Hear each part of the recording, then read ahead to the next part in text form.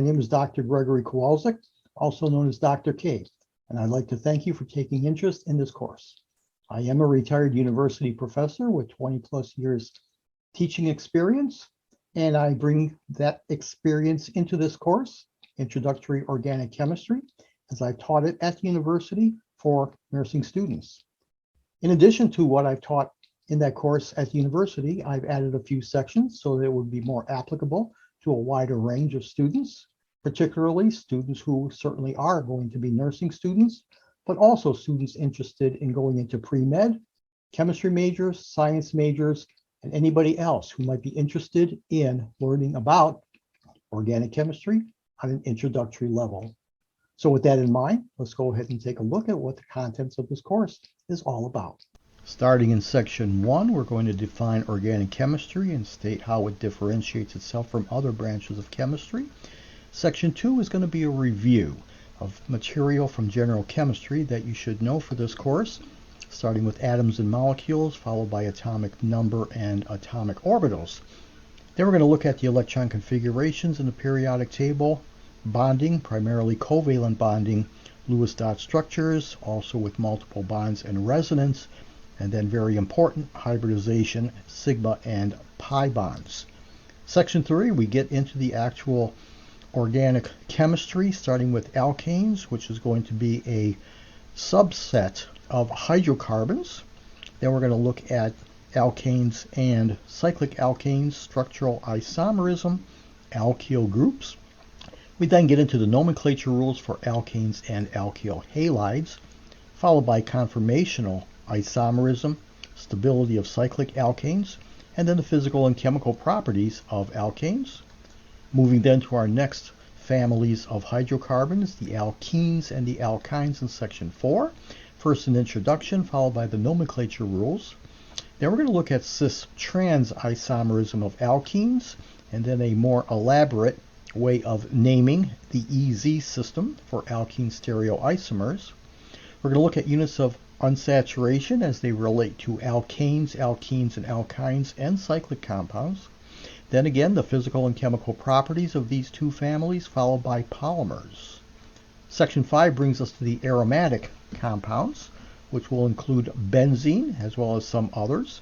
We're going to look at benzene derivatives and then the nomenclature for these compounds, chemical properties, and orientation of substitution on the benzene ring by various substituents. Moving on to section 6, chirality, right-handed and left-handed organic compounds, very interesting section. We're going to start with an introduction defining what we mean by chirality. Then we're going to look at the stereoisomers of one chirocarbon atom, expressing the configuration of the enantiomers in 3 dimensions, comparing representations of enantiomers. How do we measure the optical activity? How do we determine if it's a right-handed or left-handed molecule?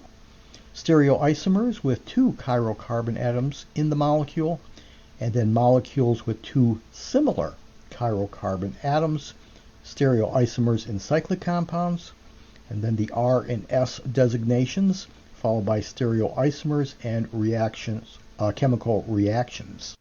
In section 7, we're going to introduce 3 functional groups that contain oxygen, alcohols, phenols, and ethers, and then analogs of these, thiols. First, we're going to talk about functional groups, which will include functional groups beyond these 3. We're then going to look at the structure and nomenclature of alcohols, something called polyhydric alcohols, physical properties of alcohols, which will include hydrogen bonding, preparation and chemical properties of alcohols.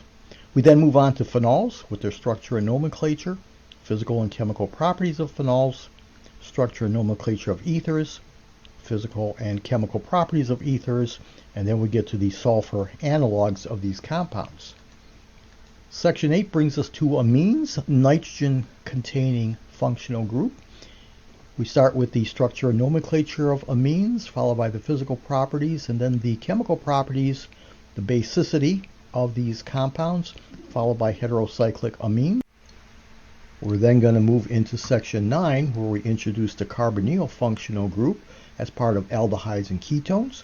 First, the introduction to these two, and then the nomenclature of them, physical properties, some important aldehydes and ketones, oxidation and addition reactions, and then something called keto-enol tautomerism. Our next section will be carboxylic acids. First we'll look at the structure and then nomenclature, physical properties, acidity of carboxylic acids, and then nomenclature of their salts and their properties. And in our last section, section 11, we're going to look at carboxylic acid derivatives, which include esters, acid halides, acid anhydrides, and amides.